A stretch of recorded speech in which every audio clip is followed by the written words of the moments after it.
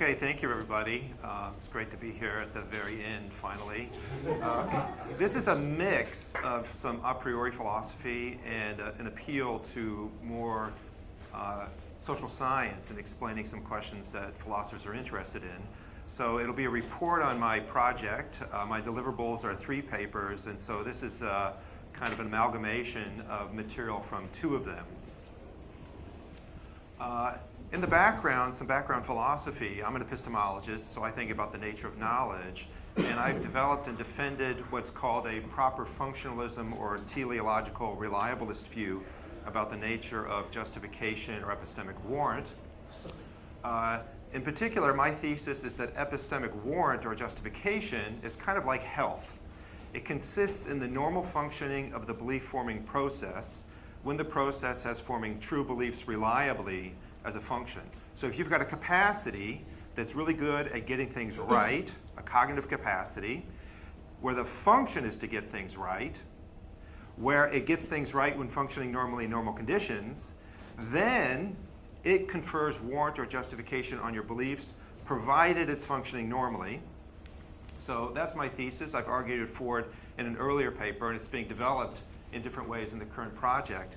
How is it related to a very popular theory in epistemology that says justification simply consists in the reliability of the process, where the process gets it right as a matter of fact in current circumstances, or what's called de facto reliability? Well, on the view that I've defended, it's not necessary. You can be outside of normal conditions, and so the capacity is not being reliable. It's not getting onto its target. So for example, the heart in the middle of your chest reliably pumps blood. It circulates blood throughout the body. It contributes to your health and so on. However, I might be a world-famous surgeon, and there's something wrong with the blood vessels around your heart, and I've decided I need to remove your heart from your chest, cooling your body way down, keeping you in some form of stasis, so I could get at those blood vessels around the heart, and I put the heart in a sterile dish, and I stimulate it so that it continues to beat, but it's not pumping any blood. It's functioning normally. It's doing what it's supposed to do in a certain sense, though no blood is going through. Maybe I've got orange juice going through it, so you're getting a vitamin C flush. So you don't need to fulfill your function. You just need to function normally in order to have justification on my view. So the brain could be outside of normal conditions. You could have a brain in a vat that's massively deceived. As long as it's functioning normally, you still have warrant. Furthermore, de facto reliability is not sufficient. The mere fact that a cognitive structure in your brain is causing reliably true beliefs is not sufficient for justification. You also have to have the function of reliably getting things right. So the well-known example among epistemologists is like the true temp case or the clairvoyant powers case, where maybe a mutation to the brain causes a reliable cognitive capacity. You're getting true beliefs, but those beliefs are not justified. So in the background, I've got a proper function view where warrant entails reliability in normal conditions. So my question for my project has to do with the application of this framework to testimony. So what about testimony? Why is it when I tell you things about myself, or your friends tell you things about themselves or the world, that you're prima facie justified in believing what they tell you? So the idea is on this framework that our capacity to comprehend assertive speech acts and form beliefs as a result has a function. What function? Among many functions. What function? The relevant function here is to reliably induce true beliefs. So for the whole account to work, there's an awful lot you've got to say to apply it to testimony. In particular, you'll have to explain why testimony is reliable in normal conditions when functioning normally, and there are 2 general features of that reliability: reliable competence. People know what they're talking about. And in addition, sincerity. They've got to tell you what they believe. So it requires both reliable competence and reliable sincerity in normal conditions. In this talk, I'll focus on just one aspect, reliable sincerity. So what explains reliable sincerity? So the way to think of the meat and potatoes of the talk is a debate about different explanations of reliable sincerity. So I'm going to criticize a close rival on sincerity. In particular, I'll criticize Tyler Burge. And then I'll sketch some alternative explanations. And this will be the turn towards social science for help. I'll mention some past work I've done, the present work, one of my deliverables in progress, and then future work. So what's the thesis? or what are the theses of the talk. The first one is that Burge falls short. So Burge, I'll be more concrete in a minute, Burge has argued a priori that we can expect reliable sincerity. I'll say he's failed to establish that. So that's sort of the pure philosophy part. And then when I sketch alternatives, I'll look at social science explanations of sincerity that look to our interests broadly construed. So here's the outline of what follows. I'll give you Burge's argument. I've been thinking about it for years. It's difficult to get it in your head. I'll talk about the problem of rationalize, a problem that Burge himself is aware of. Then I'll raise two problems, sort of explaining why his account doesn't go through, and I'll sketch my three projects, the past, present, and future. So part one, Burge's argument. It was published in a paper called Content Preservation. How many people have read that paper? All right, that's a good number. It's been a very influential, very difficult to understand paper, and I know some people have criticized it. I think Guy has written on it. And then he's pursued it in the latest collection of papers that he's published in the last year called Cognition Through Understanding. There's a postscript to the paper, which I think is longer than the paper, and then additional papers and material in the introduction. So the whole picture is getting richer in his own thinking, and in a way more intelligible, because there's more material you can look at. What Burge is defending is a position that I'm very sympathetic to, which says when someone tells you something, you've got a kind of prima facie right or entitlement or justification to take what they tell you at face value. You don't need to go around thinking that everyone's out to mislead you, that you need some special reasons for thinking they're being sincere. You can take it at face value. So there's a good number of people thinking about this in epistemology who come on this side. And there's also a good number of people who come on the other side who think, no, in fact, you need reasons for thinking your interlocutor knows what they're talking about and they're sincere. So I'm on one side with Burge. What's interesting, what's been very interesting about Burge is that he thinks this principle is a priori. That is, not in the sense of the psychologist. So the psychologist a priori means, well, before you do any experimental work, what would you think?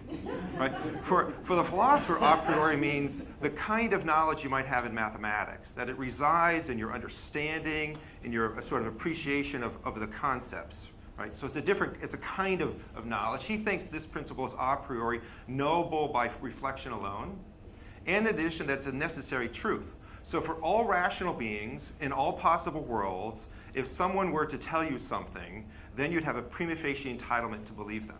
Right? So it's a strong view, and he's very confident of this view. So part of the challenge is to understand the argument so as to understand his confidence in the argument. So that's the connection to intellectual humility.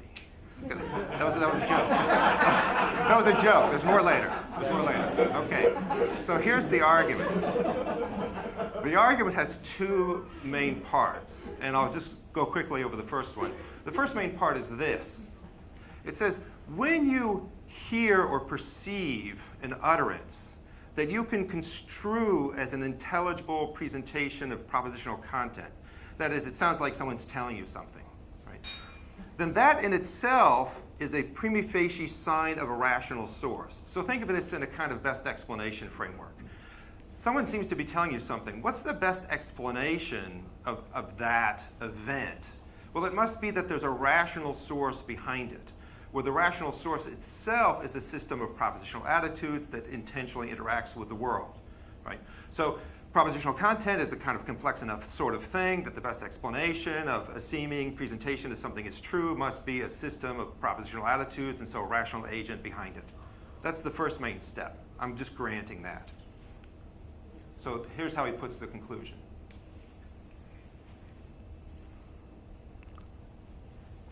Now it's to step two, and this is where the action will be.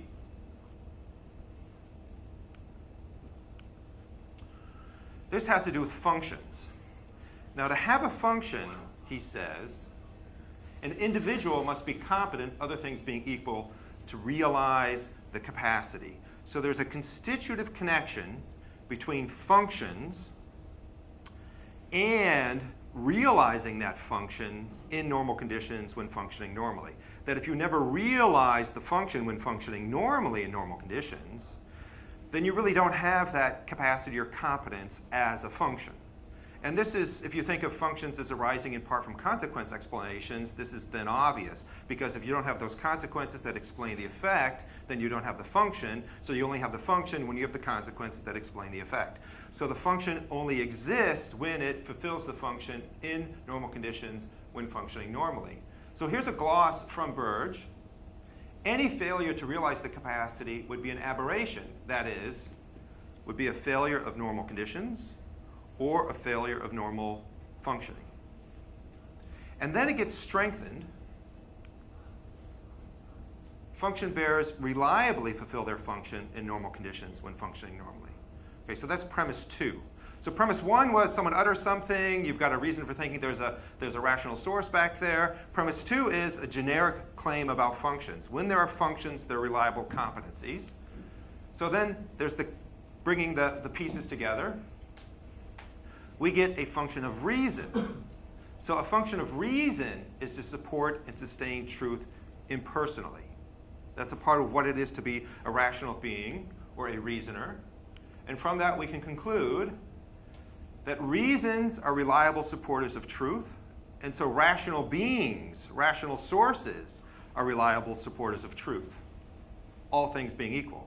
So if someone utters something, you've got a sign of a rational source. A rational source has a function of presenting truth reliably so. So if you've got a sign of propositional activity of a rational source, you've got a sign of reliable truth, which is why you're prima facie entitled to take what other people tell you at face value. All right, so restated quickly.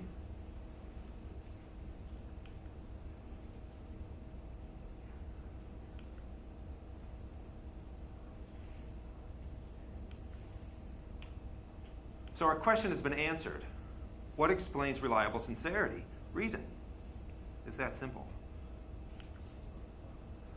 Well, how do we move from reliable sincerity in normal conditions to prima facie warranted acceptance by the hearer? So how do we connect this argument with the proper functionalist framework? Well, if you assume it, the general idea is that a normal functioning creature is entitled to presume that they're in normal conditions, right? So you're always entitled to presume you're in normal conditions, and because assertions are reliably true in normal conditions for the hearer, you're entitled to presume that other people are telling you the truth. And that explains the acceptance principle. Now you might be wondering, well, of course there are quite a few asserters, talkers, people you interact with who are unreliable. What would Burge say about that? Well, if the speaker is being unreliable, the claim is that the hearer is then no longer in normal conditions. But remember, on the proper functionalist account, warrant persists even when you're not in normal conditions. So as long as you're functioning normally and you don't have evidence or reason for thinking you're not in normal conditions, then you can presume you're in normal conditions, so you can presume that the speaker is being reliable. So that was the idea. There's no problem about unreliable speakers when you don't know they're being unreliable, because you're entitled to presume you're in normal conditions. So warrant doesn't lapse outside of normal conditions is the idea, and this strikes me as a great idea, overall, the overall framework, and so I'm embracing the overall framework.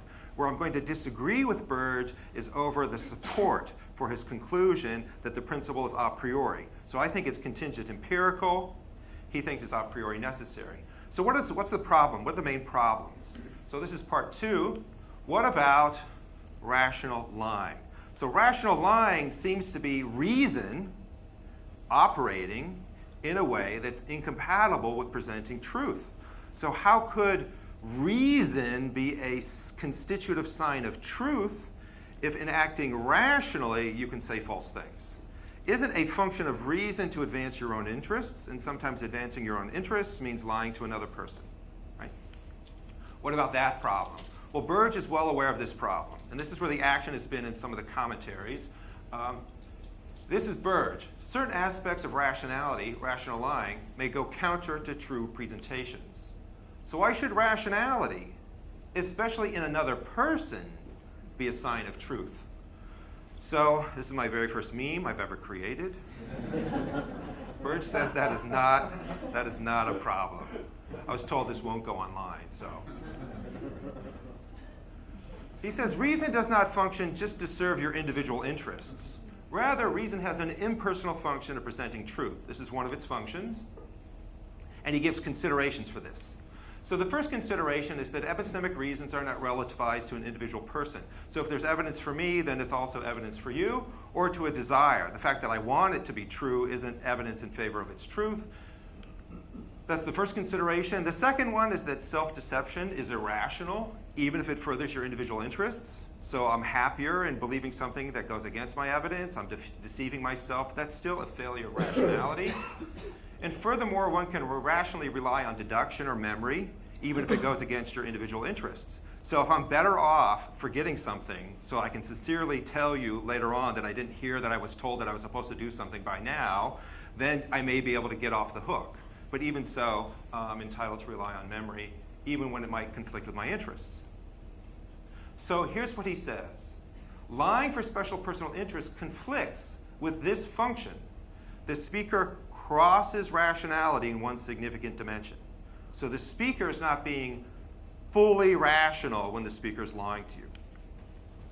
How does this help? And this is what I was stuck with for the longest time in trying to understand the argument. Well, he says you can presume that a rational source is functioning fully normally in normal conditions. That's what you get to presume. So you get to presume a kind of unity of reason or a kind of generic rationality. You get to presume that they're not crossing a dimension of rationality. So one can presume that a rational source is in no respect irrational. You can presume then that they're not crossing the impersonal function when they're talking to you. Now that doesn't mean that they're not lying. It just means you get to presume that they're not lying. You get to presume you're in normal conditions. And normal conditions mean they're being fully, generically rational. So even if they're not sincere, they're still reliably sincere in normal conditions when functioning normally. You get to hang on to that. So because of this impersonal function, that person's not functioning normally when they're lying to you.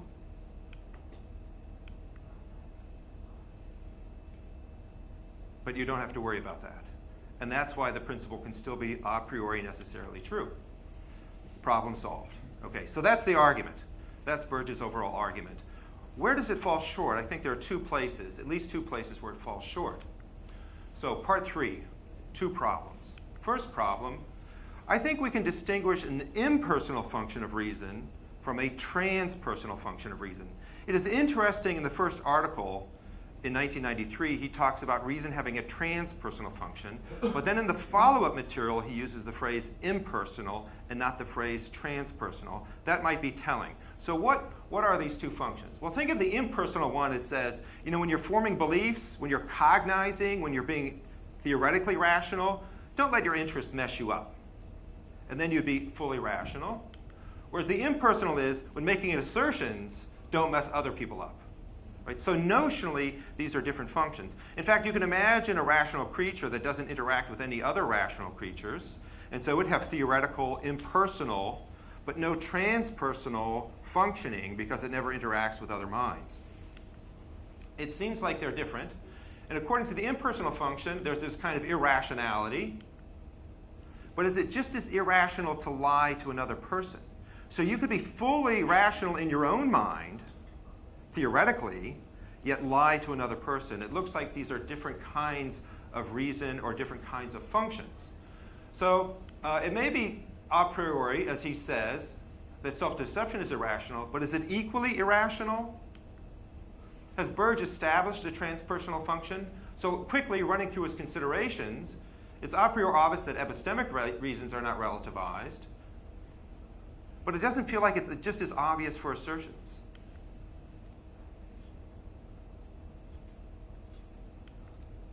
The other consideration, deduction and memory and so on. Is it equally obvious that a hearer is entitled to rely on a speaker, even though telling the truth may not be in the speaker's interests? Is it equally obvious? Is it just exactly the same kind of rationality? That's the claim, but it doesn't, the considerations don't seem equally obvious once we distinguish these two kinds of functions.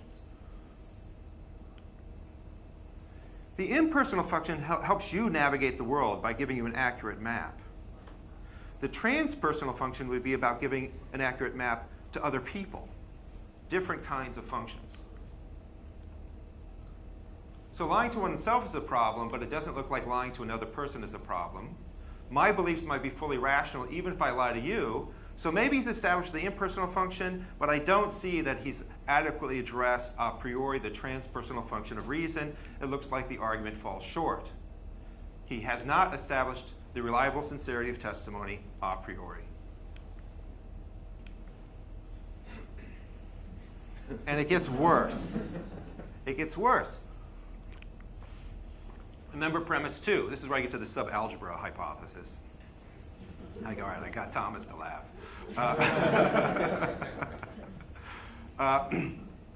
Premise 2 was that function bearers reliably fulfill their functions in normal conditions when functioning normally. This links functions to reliable outcomes. So if you get a function a priori, you can get reliability a priori. But this he thinks is a priori true, but it is not. It is not a priori necessarily true. You do not get reliability from functions a priori, and Burge knows this. So I've been doing a little research on bunnies, on cute pictures of animals. Bunnies have danger detectors. They're not very reliable. They go off all the time. But even so, they're reliable often enough. So what you get from a function description is that the capacity will fulfill its function in normal conditions when functioning normally often enough, which can be once in a while. There can be quite a few failures. So Ruth Millikan has another example. What's the function of sperm? To fertilize eggs. Now they have to do that often enough. How often do they do it? Well, once in a blue moon. The heart is the other extreme. The heart reliably pumps blood. That's its function. We shouldn't think that all functions entail reliability. We're focusing on a single case, not all of these. And in fact, Burge knows that it's not true a priori. He once thought that perception is a priori reliable in normal conditions when functioning normally. He no longer thinks that. He's aware that that's not a priori. He's aware that not all functions reliably fulfill their functions. So what does Burge have to do? Well, he's got to establish a priori a transpersonal function. He hasn't done that. And he's got to establish that it's reliable. From the mere fact that you've got a transpersonal function, it does not follow that it's reliable in normal conditions when functioning normally. So even if there were such a function a priori, it's not yet a priori that you can presume that the speaker's being reliably sincere. All right. That's the criticism. So that's one paper in my deliverables. Here's part 4. So remember the goal. The goal is to explain why we're sincere. So why exactly are we sincere in communication? And not just on occasions, but reliably so, sufficient for it to be the case that you can presume that people are being sincere, absent reason to think that they're not. So again, the teleological reliabilist framework, I'm presuming, gives me the very same tasks. So I would have to establish contingently empirically that presenting truth is a function of assertion, not just of reason, but of assertion, and inducing true beliefs is a function of your capacity of comprehending assertions. So there's the assertion on the speaker's side, there's comprehension on the hearer's side. What is the function of that capacity? And that it's reliable. This is even harder. You can establish functions, but again, getting reliable functions can sometimes be much harder. So if it's not impersonal reason, what must it be? It must reside in practical interests. So it must be in our interest to tell other people the truth. So what are those interests? What are the explanations? So why should I tell the truth? Well, I wrote a paper, so this is back to the past. I wrote a paper that was exploiting an argument from Tony Cody. So for those of you who've worked at Testimony at all, he wrote a book that was very influential called Testimony, a Philosophical Study. And he included in it an argument from a paper back in the 70s. And the argument goes like this. If every assertion were false, then no one would have a reason to accept them. They'd figure it out. But a motive for making assertions is to influence other minds, is to get people to believe your assertion. So if no one accepts them, there'd be no reason to make them. You'd figure out that they have no influence on other people. So if all assertions were false, we'd quit making assertions. So if there are assertions, at least some of them are true. That's the idea. So truth is the price that a speaker pays, or speakers pay in general, to be able to influence other minds. So if you want to lie to people successfully, you've got to tell them enough truth to get them to believe you. And this is as a practice, as a type within a community. So the desire to induce belief in others is the motive, and truth is the price. This is the argument from Cody. And then Milliken picks up a similar kind of argument in a number of her writings, where she says it's inducing true hero belief, which is the effect that explains the practice of making assertions. So you get a function. What's the effect that explains persistence? Inducing true beliefs. So the function of assertion is to induce true beliefs in others. So that's a piece of it. So how do we get to reliability? Well, think about comprehension. When we comprehend, we often make this transition to acceptance. It's often automatic. There's interesting psychological, social psychological literature on this. Filtering, our competence in filtering out, then you improve the reliability. And one very clear form of filtering is consistency, is coherence checking. If someone says something that strikes you as nuts, you're much less likely to believe it. So that's going to increase, you might think, increase the reliability. And so what would be the function of coherence checking? Increasing the reliability of the beliefs coming in. And so you've got the function of reliably inducing true beliefs for comprehension. So what am I working on now? What's sort of my present work? Again, it's pictures of cute animals. So I Googled altruism in Google Images, and this is what I got. So we've got helping behavior. Helping behavior. Maybe it's raining. And so I've been looking into the psychology of prosocial behavior, and this has been really exciting for me, learning more about what psychologists and others have thought. So there's some general explanations of why we help other people in the kind of evolutionary social science and game theory and so on literature. One is tit for tat. I do something for you, you do something nice for me in return. And you could see the Cody-Milliken argument in a way in that. If I provide you with some stuff, you might do something to me. So here we go. These two animals are helping each other out. And maybe the little dog will return the favor to the big dog. There's another form where I'm not just helping you and you're keeping track of that and helping me back, a kind of trading. There's also indirect reciprocity, right? So that's where I help Jim, and Ian sees me helping Jim, and so Ian sees me as a helping kind of person, and so he's willing to help me out later. So I'm developing a reputation as being helpful. So I tell the truth to you because someone else will observe it, and they're more likely to believe me or to help me out. So Dan Nolan and Ishani Maitra wrote a paper on this, though I'm not sure it's been published, but they're pursuing indirect reciprocity as an explanation. There's also mutualism, like we're more able to get to a common goal by working together as an explanation of cooperation. And Michael Tomasello has been exploring this as a kind of general explanation, say for the reliability of communication. I've been thinking more about social norms. Social norms is a category within social science as an explanation. Steve Stitch wrote a really nice paper on the kind of the psychology of norms and why once you internalize norms they can explain behavior. So there's a paper by Philip Pettit that I've relied upon that says a social norm is a regularity in behavior in the members of a population where the agents are in a recurrent type of situation, where it's a social norm that is people prescribe that you ought to behave in a particular way. That explains behavior. So if you've got the regularity, the conforming to the prescription, because they approve of the conformity and disapprove of failure, where the fact that people approve and disapprove explains behavior, then you've got a social norm. So social norm is a regularity of behavior that people prescribe, and they follow the behavior. That is, the regularity exists in part because of the prescription. It's a general definition of social norms. So what are some of the motivations that lead us to follow these prescriptions? Well, we aim to please. We like it when other people think we're doing the right kind of thing.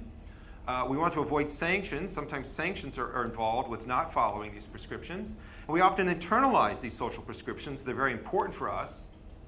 So those are some of the motivations. Here are some of the examples. There's a social norm of not littering, especially on this island. If you were ever tempted, you're thinking, well, it's such a small place, someone might see me. Tipping, there's a norm of tipping. When you're at a restaurant, you're supposed to tip, but if you're in Japan, you're not supposed to. It would be an insult if you were to do it. You're supposed to, this is an interesting question, you're supposed to tip the cleaning staff at the hotel. Did you? Waiting for the subway, you know, in some places you just cram in other places there are lines. Dress codes, right? No one's in beach attire. Well, okay, Alex is in beach attire. But don't stand too close.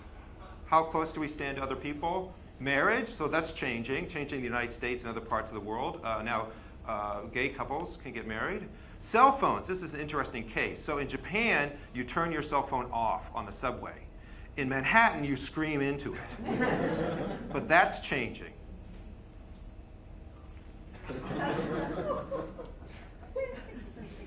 Fewer and fewer people are talking loud on their cell phones. So my hypothesis, and this is also common in the social science literature, is that truth-telling is a social norm. We prescribe it, we teach it to our children, we internalize the norm, and that in part explains our sincerity. So one motivation is like trading, tit for tat. Another one is having a reputation as a truth teller so I can be more influential on others. Another explanation is coordination. We're in a project. So if you and I want to get to the boat, I need to tell you when it leaves so that we get there at the same time. We also aim for approval and to avoid disapproval once we've internalized the social norm.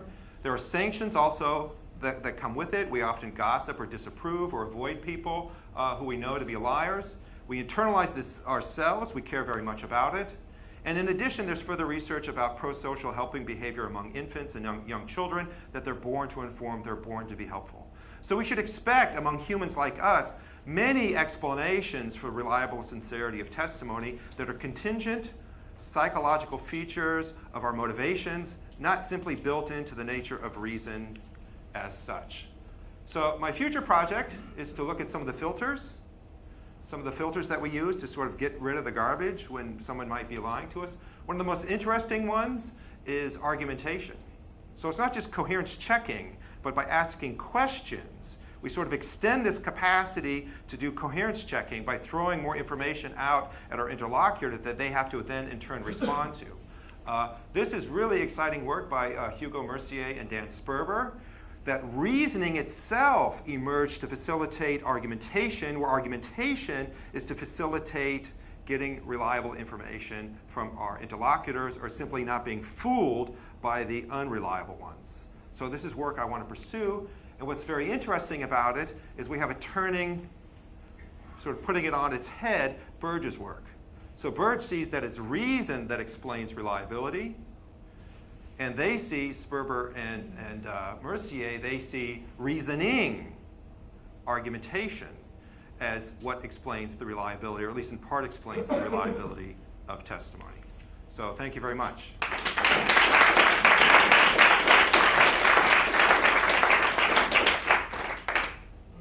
In the back. Thanks.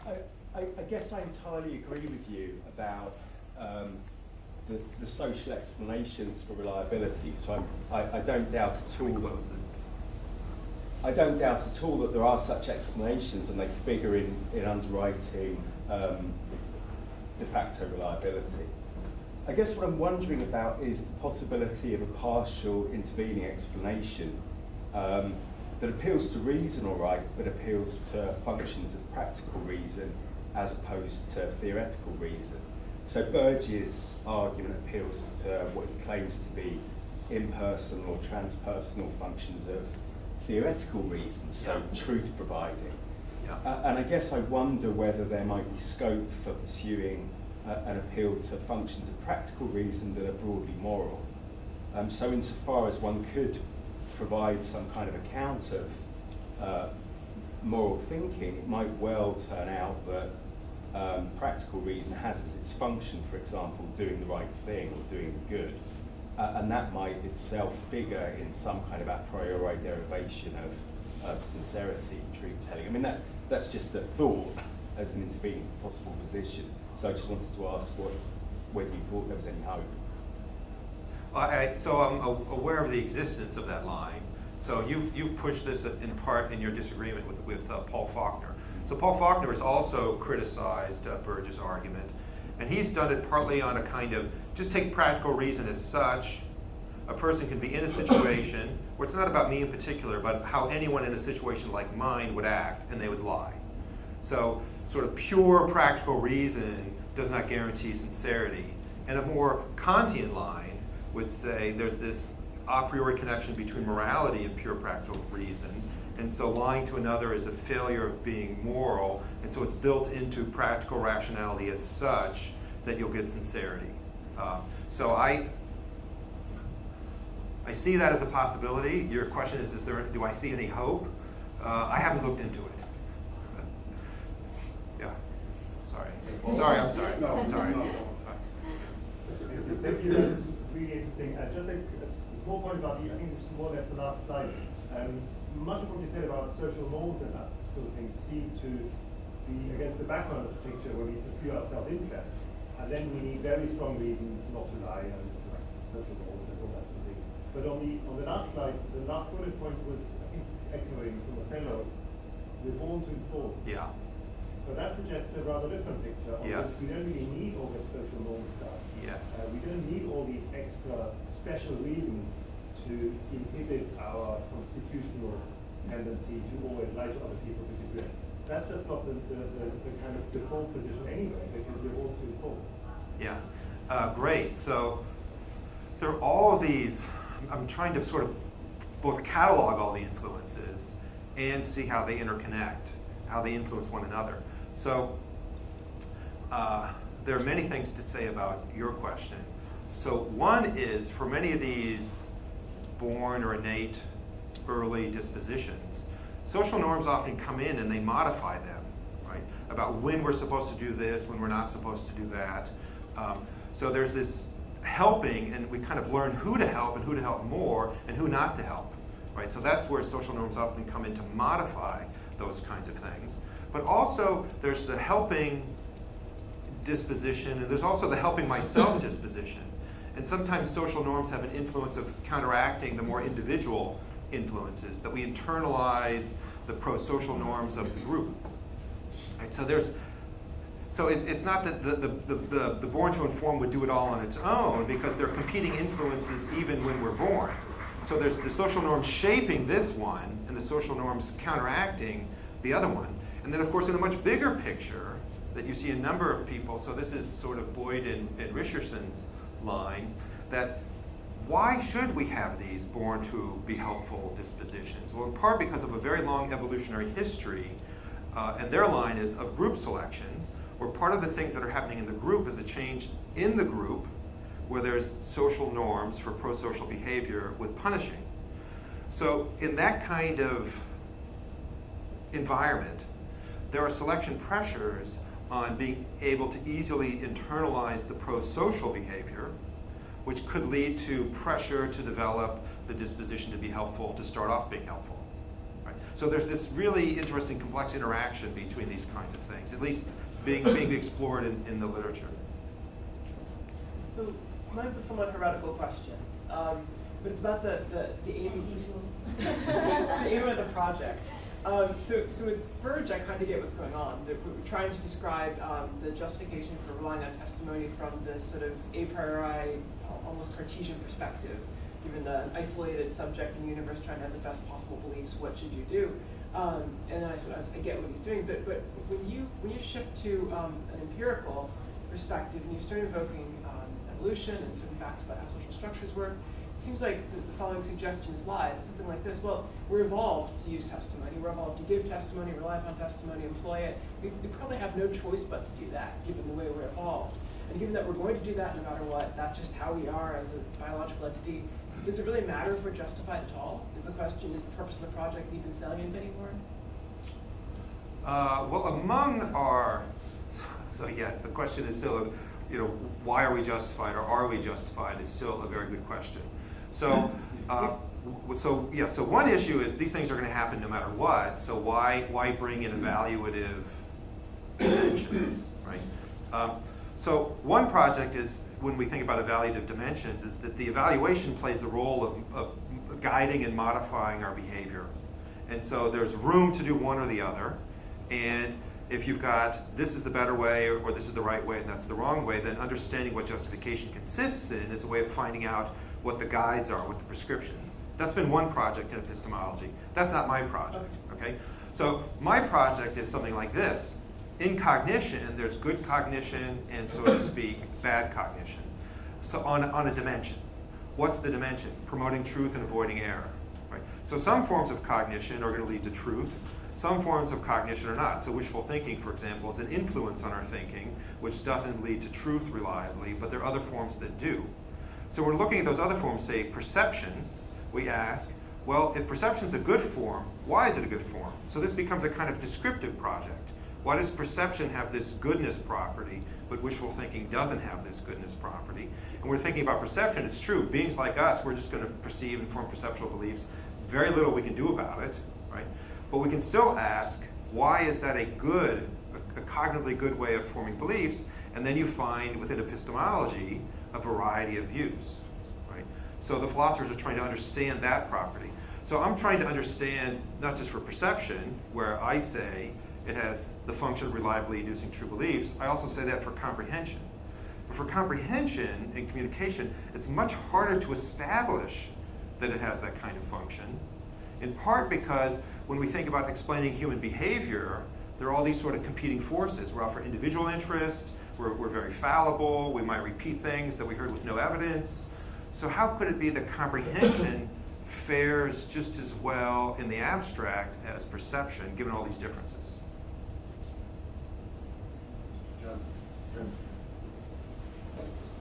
Me? Okay, thanks. So I'm going to ask a question I think Sandy Goldberg would ask, because I think that you agreed with Burge that you can have warrant as long as you're functioning properly, even if the testifier is not functioning properly, right? Yeah. So I think Sandy would say that's insufficiently social because day rate trust, when you're talking to a testifier, is this person here, you can't subsume them into the background, reliable or unreliable, friendly environment or whatever. It's this day rate trust, they're trusting you here right now. And so in these kind of cases, we have to let warrant extend what the other person is doing. So if you're not functioning properly, then I'm not warranted. And then so we need to make a further distinction between warrant and something like an entitlement that I have that falls short of warrant or something like that. So I'm just wondering what you think of that kind of critique of this sort of position. Okay, so two things. One would be a kind of disagreement with the way Sandy sets things up. And the other one is an agreement where the claim is that the dispute is just terminological. Okay? So the disagreement about the way we set things up, this would take a kind of a long discussion of laying out Sandy's view, but in general it has to do with typing processes. Right? So I think he freely sort of types the process in ways that serve his purposes, right? Instead of sort of saying, here's a non-arbitrary way of typing processes for evaluating reliability, right? So reliability requires types, and then say, where do the chips fall? Right? So that's kind of a thesis of a paper disagreeing with Sandy. But the agreement is just saying, even on Burge's framework, when I'm functioning normally as the hearer, I've got a prima facie entitlement. But that's just a species of warrant. I've got a prima facie warrant. And if you're lying to me, then I don't get knowledge. But if you're telling me the truth, then my reliance is anaphorically depending upon you, and I get what Burge would call an extended body of warrants or entitlements from you.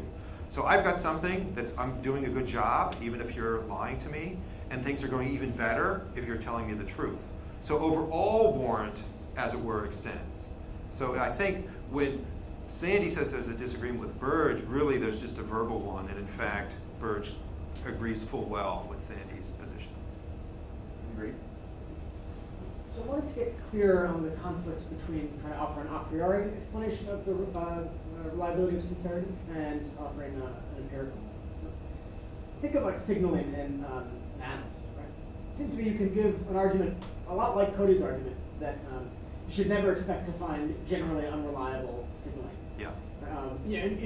Maybe it's not going to be totally a priori, but you're not going to have to look at the details of particular the details of the coloring in snakes to know that if that's signaling, then it carries some information. It's not totally unreliable.